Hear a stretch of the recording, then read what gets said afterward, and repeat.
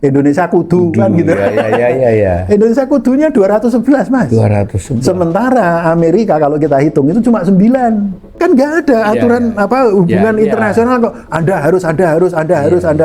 Loh ini emangnya sampean siapa? Kecuali Anda memang memainkan the dictator kan gitu. Jadi kalau ini kita teruskan ini sampai disahkan kemudian Indonesia itu menjadi negara bagian atau negara vasal atau negara bawahan istilahnya. Pasalnya itu bilangnya begini. Indonesia harus memfasilitasi pembukaan lapangan kerja dan investasi di Amerika. Entar dulu, masalah pengangguran itu kita juga banyak pengangguran. Kita bagaimana caranya bantu Amerika? Apalagi membuka lapangan pekerjaan di Amerika, membuka investasi di Amerika. Loh, siapa yang ngelakuin? Berarti kita nggak bisa berharap dengan keputusan itu untuk membatalkan ART dari pihak sana. Nggak bisa. Ya. Mari kita ingat, ketika kita diserang tahun 45 sampai 49, kemudian pemerintah Indonesia ini pindah dari Jakarta ke Yogyakarta. Apa yang kita lakukan? Perang gerilya, Mas. Berjuang. Apa yang kita lakukan? Ya kita yang berjuang. Jangan mengharapkan yang sana. Orang sana rame sendiri. Enggak.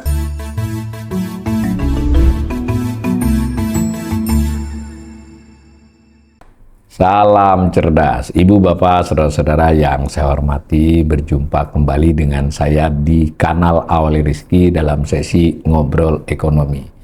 Kali ini saya kedatangan kawan saya, kawan tapi jauh sekarang tempatnya, dari Jogja, Dr. Rimawan Praditya. Assalamualaikum Mas Rimawan. Terima kasih hadir, nanti saya dengan Mas Rimawan ini sudah janjian. Ini ada satu topik yang 1,5 bulan yang lalu sangat viral, tidak hanya di kalangan ekonom, di kalangan politisi, bahkan netizen.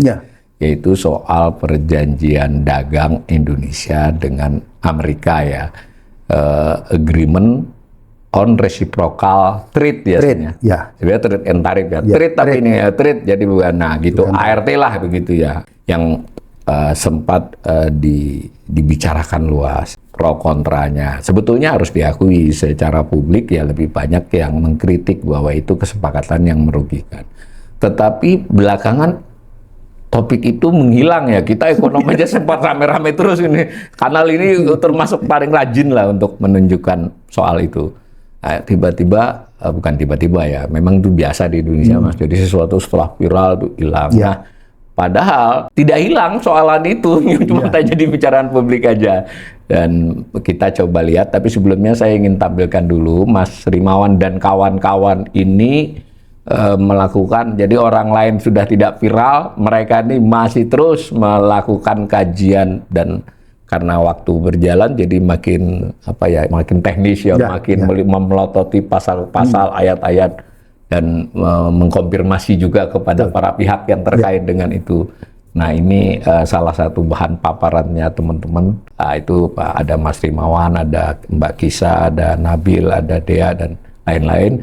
Ini judulnya. Jadi ini nanti Mas Rimawan meskipun sebagai pribadi hadir di sini, tapi mestinya berdasarkan yang kajian. Jadi ini saya ingin pastikan nih ke pemirsa saya. Ini ya karena kita keterbatasan ruang, YouTube itu kan banyak ngomong-ngomongnya. Tapi saya ingin memastikan bahwa ini atas dasar kajian. Nah next, saya ambil slide-nya banyak 60-an. Nah ini kira-kira disebutnya oleh Mas Yanor dan kawan-kawan ini dasarnya. Jadi materi dan alat analisis. Jadi kan metodologinya dijelasin kan begitu. Next. Nah ini yang salah satu ini yang nanti mungkin butuh penjelasan. Jadi upaya Trump itu, ART itu nggak hanya dilihat soal Indonesia dengan Amerika, tapi juga dilihat dari sudut si Amerika itu sendiri dengan kebijakan itu mau apa terhadap kondisi perdagangan internasional. Tuh, nanti kita lihat next. Kemudian ini analisis pertanyaan kajian, sebagian pertanyaan kajian, karena saya lihat pertanyaan kajiannya sebenarnya banyak. Ini yang fundamental. Jadi menurut saya termasuk telaten ya teman-teman tim ini membandingkan, karena itu kan dokumen ya. Berhalaman-halaman, 45 halaman, ada mukadimah, ada pasal-pasal. Jadi kan benar kan menguji antara di mukadimah dengan pasal-pasal itu konsisten enggak. Plus lampiran, aneh. Nah, lampirannya juga. Next. Nah, ini salah satu caranya teman-teman melihat ini. Jadi kalau sebelum ada tadi ART tadi, pola Indonesia berdagang itu begini. Nah setelah ART dari pasal-pasal itu, belum ya, nanti kan kalau sudah Pak dijalanin ya jadi begini, jadi begini kira-kira next, nanti dijelasin orangnya next. Nah ini yang menurut saya juga paling luar biasa dari temuan teman-teman ini, bahwa sepertinya perjanjian antara Indonesia dengan Amerika itu ada pasal-pasal itu dari atas itu, berapa bagian yang menyebutkan substansinya apa. Nah menariknya mereka menghubungkan dengan sejarah nih teman-teman, bahwa hal seperti itu dalam beberapa fragmen sejarah Indonesia ada yang mirip gitu. Tentu bisa berapa bagian itu mirip, ada perjanjian. Tapi ratusan tahun lalu. Ratusan tahun lalu. Ini kan, dulu ada perjanjian dagang Bung Kaya. Jadi karena saya baru dapat malam tadi, nanti saya mau cari nih bagaimana, atau minta sama beliau. Next. Nah ini yang kesimpulan umumnya. Tapi saya perlu informasikan dulu, rencananya ini akan 2 atau 3 sesi, sehingga mohon bersabar di sesi ini dan nanti bersedia nonton sesi berikutnya. Nah, kita mulai dari yang sifatnya literasi saja, Mas, biar kita. Jadi kami digambarkan dulu nih konteks ART itu apa sih, konteks globalnya, nggak harus Indonesia saja. Jadi gini sebenarnya, ini terima kasih nih diundang ke sini. Jadi ART ini kan Agreement on Reciprocal Trade. Trade ya, bukan tarif ya. Bukan tarif. Lebih luas trade, lebih luas. Nah, jadi Amerika itu melakukan perubahan politik luar negeri sejak katakanlah Trump 2.0 katakanlah kan gitu ya. Jadi kalau dulu kalau kita ingat tahun 1944, Amerika ini yang sebagai yang pertama mendorong adanya GATT atau WTO itu, ya kan gitu. Barengan dengan IMF, World Bank dan lain sebagainya. Itu pendekatannya adalah multilateralisme, kan gitu. Jadi kalau kita lihat antara teman-teman negara-negara yang di Eropa itu kan kolonial, Mas. Kolonial. Lalu tapi Amerika itu koloninya terbatas. Jadi dia lebih banyak mendekati dengan multilateralisme. Dan sekarang biarkan mereka merdeka, kita berdagang dengan baik dan perdagangan bebas lah, kan gitu ya. Perdagangan bebas. Yang dasarnya dari perdagangan bebas itu adalah transaksi sukarela. Nah, ini yang menarik. Yang ini sebenarnya perlu kita garis bawahi. Kenapa? 1400 tahun lalu itu ajaran Islam itu juga mengatakan yang namanya perdagangan itu sukarela. Adam Smith itu baru 250 tahun lalu mengatakan juga bahwa kuncinya sukarela. Ibnu Khaldun itu sudah tahun 1000 berapa udah mengatakan itu sukarela gitu. Nah, ini yang menarik, sehingga Amerika, kalau dulu Amerika pendekatannya adalah multilateralisme, sekarang mereka bergeser menggunakan apa yang disebut dengan koersif bilateralisme. Jadi menggunakan pendekatan bilateral secara memaksa. Koersif itu kan pemaksaan. Yang pada intinya itu adalah unilateralisme. Kalau unilateralisme itu ya istilahnya, Anda itu ikut saya ya. Nah, saya itu Amerika gitu. Nah, caranya bagaimana yang dilakukan Amerika? Diskusi satu persatu dengan negara-negara ini. Caranya bagaimana agar mereka mau masuk ke dalam diskusi itu? Mereka melakukan deklarasi apa yang disebut dengan Liberation Day tanggal 2 April 2025. Jadi Trump itu kan kalau nggak salah naik sebagai presiden Januari 2025. Ini bulan April tanggal 2. Berarti udah disiapkan itu sejak sebelum dilantik. Sebelumnya itu, Mas, yang kena itu malah tetangga-tetangganya kena. Kayak misalkan Meksiko, Kanada, tetangga dekat. Itu malah kena duluan kan gitu. Tanggal 2 dia mengatakan ini yang disebut dengan reciprocal tarif, dia bilang gitu. Tapi penentuan reciprocal tarifnya ini tidak ada teorinya, suka-suka dia ya. Lalu kayak Indonesia di tanggal 2 itu mendapati 32%. Vietnam kena 47%. Lu itu asalnya dari mana? Nah, ini yang jadi masalah karena tidak didasarkan pada teori ekonomi yang benar. Sehingga dengan pola koersif bilateralism tadi, itu negara-negara yang sudah menandatangani sekarang ini, kalau di Asia itu kan 5. Jadi yang sudah menandatangani itu Taiwan, Kamboja, Bangladesh, Malaysia, dan yang terakhir adalah Indonesia, gitu. Nah, dengan pola seperti ini, dia itu polanya ART itu mirip, yaitu adalah memaksa negara lain itu untuk serving American interest, United States interest. Jadi kepentingannya Amerika, dia karena dia bisa memaksa tadi. Ya, preman kok. Jadi ini preman, pendekatannya preman. Nah, ini yang menarik. Karena apa? Karena saya tuh juga bingung ketika saya perdagangan internasional itu adalah bidang yang sudah lama saya tinggalkan sejak tahun 96. Setelah itu saya fokusnya ke game teori behavioral economics dan economic of crime. Nah, ketika membaca naskah itu, ini kalau di game teori itu disebut minimum itu ultimatum game.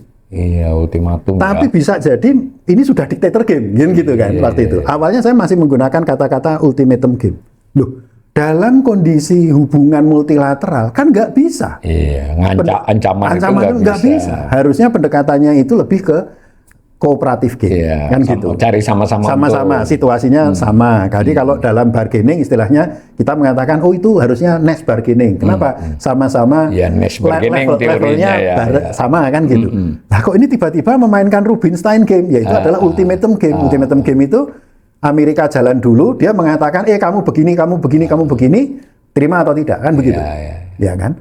Nah, kalau itu dia memaksa harus menerima, itu namanya berubah dari ultimatum game jadi diktator game. Oh ya, nggak hanya ultimatum tidak hanya ultimatum. Makanya ketika saya membaca itu, loh ini kan hubungannya sudah nggak simetrik. Nggak simetrik. Itu sebabnya ketika kita tuan dan bawahan. Iya, ketika kita mendalami, kemudian barulah muncul kita cek berapa sih kata-kata Indonesia shall, itu atau Indonesia harus, atau istilahnya kalau di dalam bahasa Jawa itu Indonesia kudu kan gitu. Ya. Indonesia kudunya 211 Mas. 211. Sementara Amerika kalau kita hitung itu cuma 9. Ini semantik aja sudah begitu ya, semantik ini ya. Iya, kan nggak ada aturan hubungan internasional kok. Anda harus. Loh ini emangnya sampean siapa? Kecuali Anda memang memainkan the dictator game. Kan gitu. Jadi itulah awal kenapa kemudian kami itu resah ya sebenarnya. Dan mengapa di UGM kami meneliti terkait dengan ini. Karena ini sebenarnya menyangkut UGM. Iya. Menyangkut UGM. Kenapa? Harus diingat, kelahiran UGM itu adalah bagian dari upaya mempertahankan kemerdekaan. UGM lahir di tahun 49 itu adalah dalam rangka pemerintah ingin menunjukkan bahwa kami bangsa Indonesia itu merdeka dan kami memiliki universitas, universitas nasional. Nah sekarang ART ini menunjukkan kepada kita yaitu adalah pemaksaan tadi oleh pemerintahan Trump. Dan kalau kita dalami nanti mungkin di sesi 2 atau sesi ketiga, itu yang menarik adalah kalau ini kita teruskan, ini sampai disahkan kemudian, Indonesia itu menjadi negara bagian atau negara vasal, atau negara bawahan istilahnya. Secara kebijakan ekonomi ya, nggak hanya perdagangan. Dan nggak hanya ekonomi, politik ya nanti kita ke sana sebelum ke situ dulu. Nah kan sebenarnya anggaplah dari 44 ya, itu ada tadi ada WTO, ada IMF, ada apapun plus minusnya ya. Tetapi secara umum dunia itu digerakkan oleh perdagangan yang relatif bebas ya, sukarela lah. Sukarela. Bahwa ada yang tertekan karena memiliki sumber daya sedikit itu soal lain, tapi secara umum orang sama. Nah, Trump ini masuk dengan ide ART ini kan dia melakukan negosiasi, kalau negosiasi itu setara ya. Ini dia melakukan ultimatum kepada masing-masing ini ya toh. Sehingga sudah biasa dilihat bahwa ini tarifnya persyaratannya ya suka-suka dia kan, nggak ada dasarnya. Nah, kalau kita masuk sebegitu kuatkah dia sehingga bisa memaksa banyak negara? Ini berarti gambaran ekonomi internasionalnya dulu, Mas. Jadi kalau kita lihat kayak begitu ya, sebenarnya kalau saya lihat itu begini, kayaknya negara-negara itu shock juga gitu. Karena selama ini kan kita nggak membayangkan ada kelakuan seperti ini.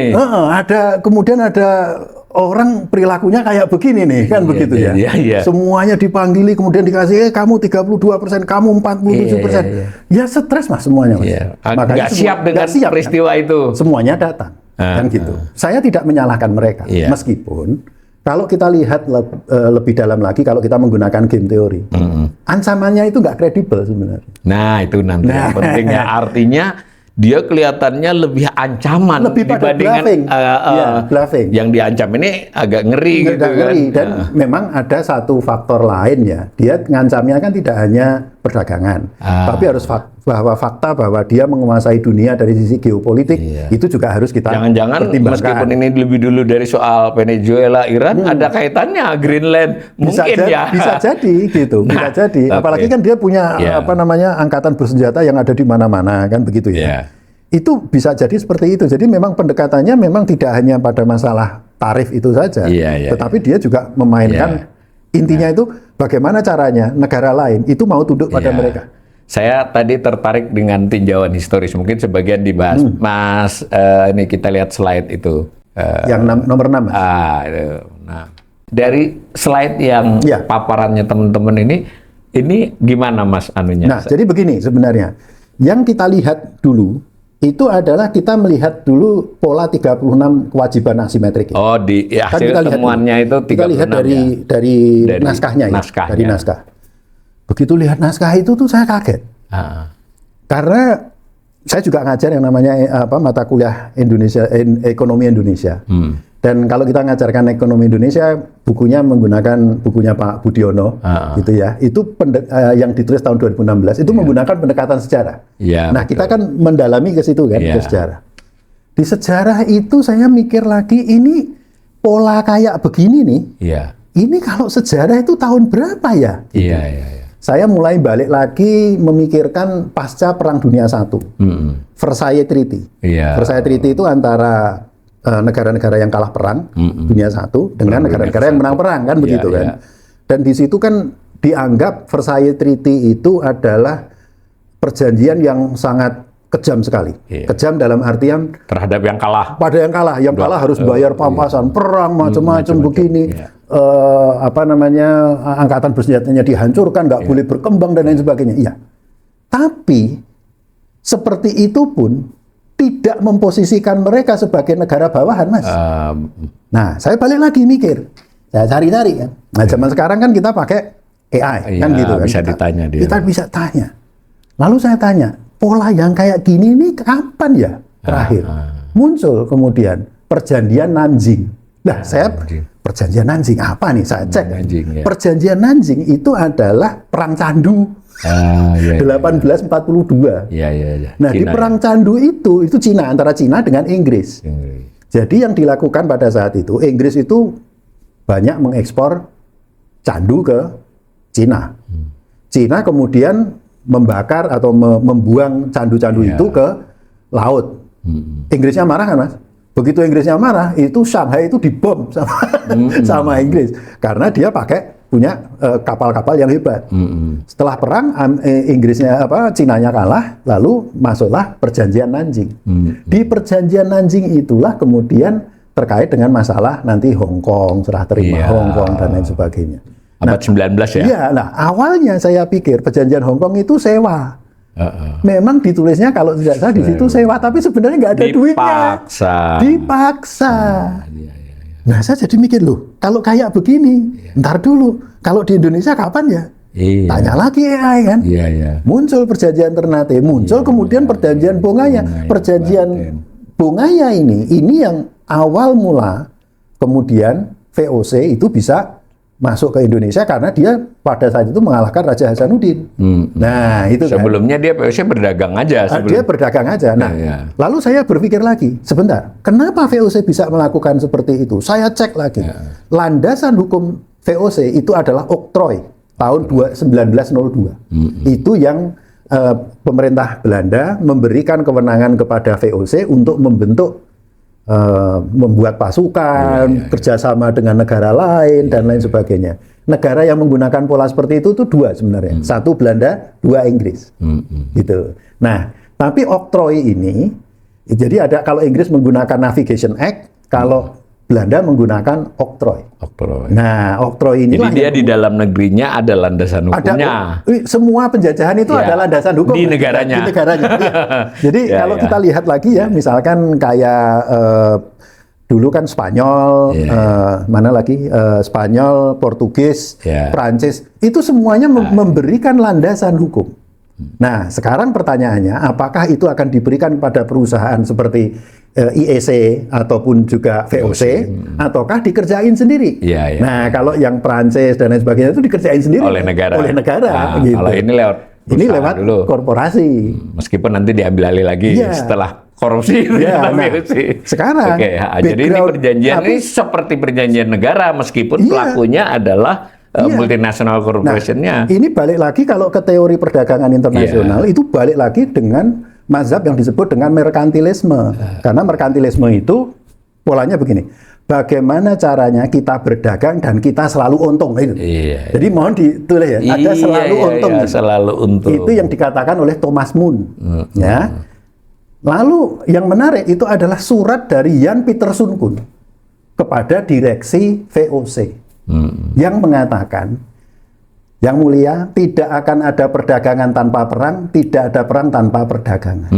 Yang intinya adalah kalau kita ingin tetap kita selalu mengekspor lebih banyak daripada mengimpor, mau tidak mau kita jangan lakukan itu dengan sesama Eropa. Karena kalau sesama Eropa kan jadinya kekuatannya sama, kemudian yang terjadi sukarela. Kalau sukarela ya kadang untung kadang rugi kan gitu. Kalau ingin untung terus bisa dengan negara di luar Eropa lalu melakukan penjajahan. Itulah syaratnya merkantilisme. Jadi merkantilisme itu beriringan dengan imperialisme saudara kembar itu. Saudara kembar tidak bisa dipisahkan kemudian. Nah dulu ketika saya masih mahasiswa kan saya bingung juga kan Mas. Kok bisa ya ekspor kok terus dapatnya ekspornya lebih banyak daripada impornya. Gimana caranya? Ya hanya ada satu cara, pemaksaan. Perdagangan. Jadi dulu memang perdagangan paksa. Perdagangan paksa. Ini contoh gampang lah nanti sambil dicari ya oleh para pemirsa, termasuk tadi yang di Eropa. Tapi kan peristiwa-peristiwa ini dimulai dari kekalahan dari si yang terpaksa tanda tangan. Betul. Dari perang. Dan ini misalkan kayak perjanjian Bungaya, perjanjian Giyanti dan lain sebagainya, itu dimulai dari peperangan. Jadi awalnya mereka berdagang. Jadi bahkan yang perang Candu tadi juga begitu itu berdagang. Awalnya juga berdagang, kemudian ada konflik kan gitu perang. Nah, hal yang sama juga terjadi waktu suratnya Jan Pieterszoon Koen 1614 tadi, itu 7 tahun sebelum pembantaian yang dilakukan oleh VOC di Banda, yang membunuh saudara-saudara kita sebanyak 14.000 di Banda. Itu. Disitulah kemudian dia baru membangun benteng dan lain sebagainya. Jadi, oktroi itu memberikan kewenangan VOC itu tidak hanya berdagang, tapi kemudian memulai imperialisme. Ini yang membedakan antara oktroi dengan Navigation Act-nya Inggris, gitu. Jadi kayak padahal kan VOC ini perusahaan diberi mandat berlaku seperti negara di tempat yang dijajahkan, jadi begitu ya? Iya. Jadi mulainya dari perdagangan, tapi itu ujung-ujungnya niatnya itu adalah menjajah. Nah, inilah yang kemudian muncul dengan perjanjian Bungaya macam-macam. Nah, pola ini juga terjadi nggak ketika Indonesia dalam modern? Iya. Yaitu adalah ketika kita terpaksa waktu itu menerima bantuan IMF. LOI, tapi itu kasusnya apa? Kasusnya adalah karena ada krisis hutang. Ya, jadi kalau ada krisis hutang, ada negara yang bantu, pasti ada prasyarat lah. Jadi kita lagi kondisi susah, dikasih syarat yang berat-berat, terima kan kurang lebih begitu. Terima karena alternatifnya nggak ada, kan gitu, ya. Atau alternatifnya perang dulu. Baik yang cerita sejarah lama ini maupun sebutlah yang lebih shock ketika kita dibantu IMF, LOI itu kan kayak ART ini kan malah lebih luas, sama lah ya, hampir gini-gini. Itu kan yang lama itu dimulai dari kekalahan kita perang, yang IMF dimulai kita krisis dan ya ibaratnya sudah mau kelelep lah. Lah ini ART ini kan kita nggak ada latar belakang itu, kok mau kita? Nah ini yang menjadi pertanyaan. Jadi saya beberapa kali diskusi selalu saya ditanya, "Loh Mas, insentifnya apa? Apa motivasinya?" Motivasinya ya. Nah saya bilang, "Pak, saya tuh sebagai ekonom, kami itu punya yang namanya salah satu prinsip di ilmu ekonomi itu adalah perilaku individu itu sensitif terhadap insentif.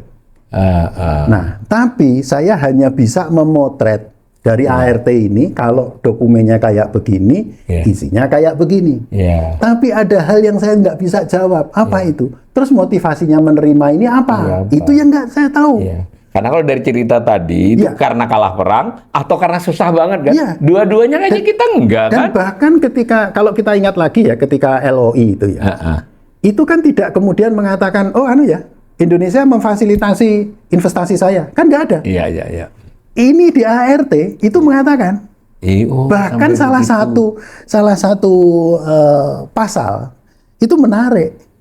Pasalnya itu bilangnya begini, Indonesia harus memfasilitasi pembukaan lapangan kerja dan investasi di Amerika. Itu eksplisit ya? Oh, eksplisit ada di pasal 6,1. Sudah sampai hafal pasalnya dia. Iya. Lalu pertanyaan saya sampai bilang, entar dulu Om. Masalah pengangguran itu kita juga banyak pengangguran. Terus kita bagaimana caranya bantu Amerika?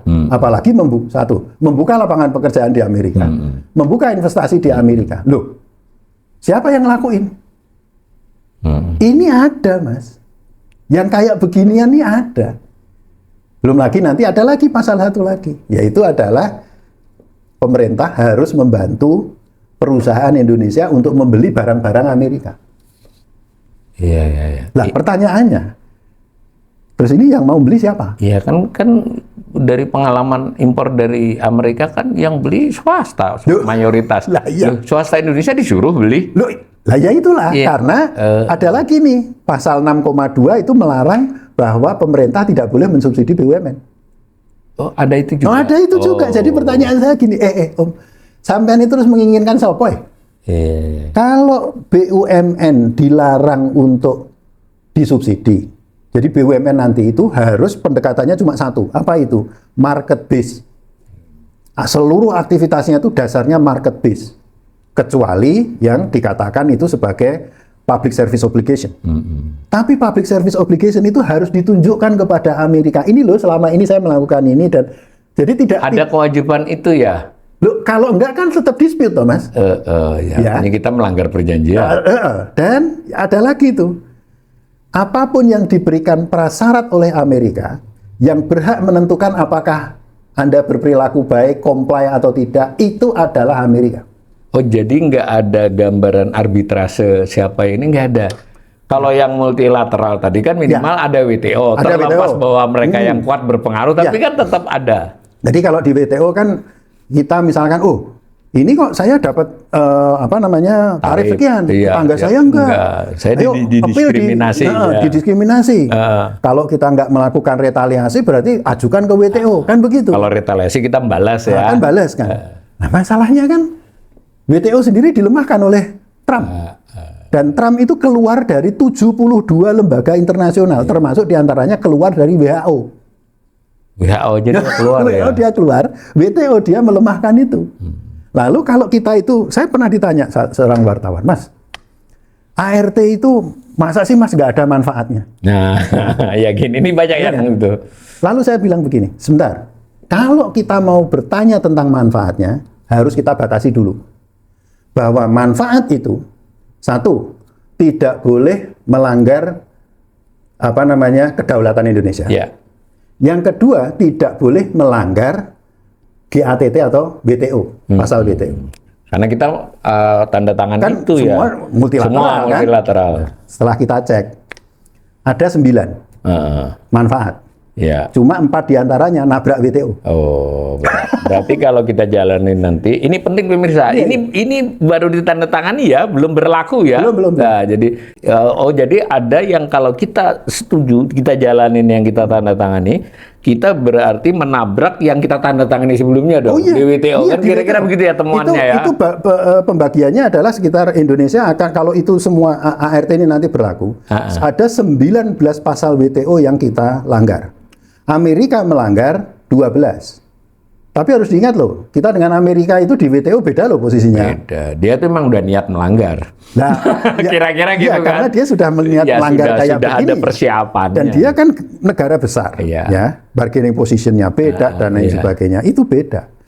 Loh, ini terjadi sehingga ketika saya ditanya, apakah ada manfaatnya? Ntar dulu. Ketika melihat manfaat, maka ada 2 hal yang nggak boleh ditabrak. Satu, kedaulatan Indonesia. Yang kedua, tetap dalam koridor multilateralisme. Kalau seperti itu hanya 5. Itu pun kalau dicek itu nggak signifikan lah, nggak signifikan. Sebagian besar itu ya Ya tadi beban bagi kita Iya, beban. 36 Mas. 36 beban yang kami identifikasi. Ini kalau pakai item aja 36 berbanding 5. Secara item, secara substansi yang 36 bobotnya lebih gede-gede kan gitu toh. 36 itu ini saya berikan bocorannya ya. Iya, iya. 36 itu baru interpretasi pasal per pasal. Kalau kita di statistik Mas, di ekonometri Mas. Kan itu kan variabel itu bisa berinteraksi ya Mas. Iya.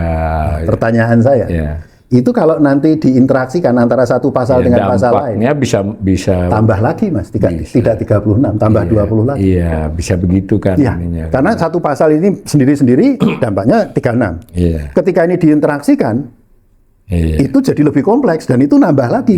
Ini pemirsa mungkin jadi punya imajinasi sama nih dengan saya. Kayak gitu kok ditandatangani, kira-kira kan begitu. Karena ya ini sekedar, silakan pemirsa mencari di mesin pencariannya bagaimana pemerintah, bagaimana pejabat menjelaskan hal itu atau menanggapi ini kan, ya memang tidak terlalu detail kan, dan bisa dibantah lah. Nah, tapi kalau masuk ke bagian akhir ini ditandatangani tanggal berapa? 26 Februari? Enggak, itu ditandatangani tanggal 19 Februari. 19 Februari. Ya, dan akan berlaku itu setelah 90 hari lagi. Setelah 90 hari, 3 bulan ya. 3 bulan. Jadi itu begini, ada pasal 7.2, ada pasal 7.4.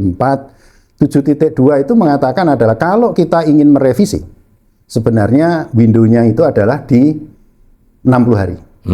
7.4 itu menarik. Kalau Anda ingin membatalkan, itu waktunya 30 hari.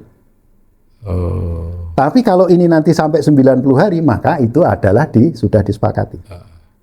Jadi ini adalah salah satu kelemahan sebenarnya. Karena negara lain tidak secepat itu. Oh, jadi beda-beda juga dia. Iya, beda-beda. Dan best practice itu enggak seperti itu. Jadi yang paling dekat ya, itu adalah perjanjian antara kita dengan EU. Itu namanya EAU-CEPA. Dengan Eropa ya? Dengan Eropa. Prosesnya itu butuh 9 tahun, Mas. Baru setelah 9 tahun meeting macam-macam, baru ditandatangani di 2025. Ditandatangani 2025, itu diberi waktu 2 tahun untuk mulai berlaku, yaitu pada Januari 2027. Wah, ini tabrakan ini nanti dengan EU-CEPA. Nah, sekarang pertanyaannya, ART berapa lama? Cuma 10 bulan diskusinya. Diskusinya dari April ke Februari ini. Begitu Februari ditandatangani, lalu dia memberikan window untuk pembatalan itu 30 hari, koreksi itu 60 hari, 90 hari kalau nggak diapa-apakan berarti goal. Berarti 2 bulan udah hampir lewat nih. Iya kan, 19 April nanti. Iya, jadi pertanyaan saya, kok bisa EU itu ya gede? Itu ada kebutuhan persetujuan DPR nggak? Apa? Setahu Mas? Semuanya iya, menurut saya iya. Karena ini nanti kan kaitannya dengan ini semuanya negara kok ya? Ini negara dan ini kan yang tanda tangan baru presiden. Iya lah, kan di sini perlu melakukan perbaikan.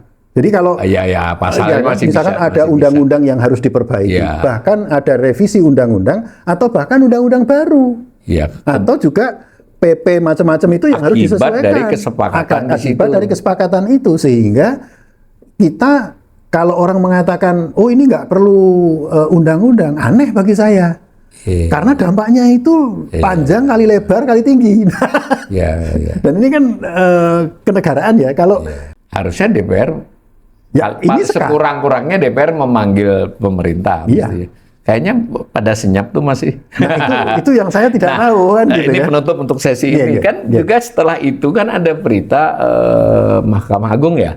Mahkamah Agungnya Amerika. Mahkamah Agung Amerika itu membatalkan, tapi tentu tidak dalam case Indonesia saja, case ART itu. Konteksnya apa? Jadi begini, itu yang dibatalkan itu adalah kewenangan Presiden Amerika itu menetapkan tarif resiprokal tadi itu ke dalam konteks yang namanya IEEPA. Jadi IEEPA itu adalah situasi itu sebenarnya situasi perang. Tarif yang diterapkan terhadap negara lain yang bekerja sama dengan Amerika di masa perang. Itu sudah ada sejak tahun 47 atau tahun berapa itu sudah ada. Nah, untuk bisa menggunakan IEEPA itu harus ada kayak emergency sebenarnya, emergency situation. Nah, itulah yang oleh Trump itu dilakukan bukan dengan menggunakan undang-undang, tapi dengan menggunakan executive order. Nah, Trump itu dalam waktu 1 tahun itu mengeluarkan 228 executive order. Nah, kita kompleksitas ini kita masih terus akan mengikuti, tapi menurut Mas Rimawan, ada nggak potensi ART itu tidak berlaku karena dari dalam sana sendiri? Ada nggak peluangnya gitu? Itu jadi ada 2 hal ya. Jadi begini, isi ART itu adalah tarif barrier dan non tarif barrier. Kalau kita baca pasalnya, tarif barrier itu cuma 5%. Non tarif barrier itu 95%. Oh, dan jadi kebanyakan isinya itu hambatan non tarif. Ya. Nah, lalu dari putusan MA yang dikatakan terlarang itu adalah penetapan tarif oleh presiden. Iya. Jadi yang kita bicara 5% tadi. Atau juga ada pasal 53 ayat 3. 5.3 ayat 3. Yaitu adalah dia mengatakan begini, bahwa Amerika berhak untuk menghentikan ART ini dan menerapkan tarif 32%. Ini batal demi hukum. Tapi di sisi yang lain adalah kita kan menandatangani tanggal 19 Februari ya. Lalu pemerintah mengatakan itu ada 1.918 komoditas yang mendapatkan tarifnya 0. Tarif 0 pun itu batal demi hukum. Karena sudah diputuskan oleh SCOTUS. Lalu Trump caranya agar tidak refund, karena selama ini kan yang bayar tarif ini kan para importer nih Mas. Ketika ini dibatalkan kan harus refund. Caranya agar tidak refund bagaimana? Ditetapkan Section 122 dengan menerapkan, enggak, itu tetap ada tarif 10%. Tapi intinya itu teknis yang lebih sulit. Cuman berarti kita nggak bisa berharap dengan keputusan itu untuk membatalkan ART dari pihak sana. Nggak bisa. Ya jadi, kita ya kan begini. Mending harus mengandalkan kita sendiri. Pertanyaan saya itu begini. Mari kita ingat ketika kita mempertahankan kemerdekaan ini. Ketika kita diserang tahun 45 sampai 49, kemudian pemerintah Indonesia ini pindah dari Jakarta ke Yogyakarta. Apa yang kita lakukan? Perang gerilya, Mas. Berjuang. Apa yang kita lakukan? Ya kita yang berjuang. Jangan mengharapkan yang sana. Orang sana rame sendiri. Enggak. Begitu ya pemirsa. Ini masih panjang cerita. Saya nanti di sesi-sesi berikut kita minta Mas Rimawan menjelaskan sebagian dari temuan-temuan mereka yang mungkin biar kita imajinasinya lebih bisa memahami ini. Sebenarnya saya dikirimi malam tadi, saya sudah baca. Ini kok ngeri begini ya. Mudah-mudahan pemirsa dengan penjelasan ini juga ya tanda petik kita mau tidak mau harus ngeri sebenarnya. Ngeri tapi dalam konteks positif. Ya, kita berharap masih ada waktu ini kalau DPR mau bersuara atau pemerintah bagaimana melakukan keberatan. Demikian ya.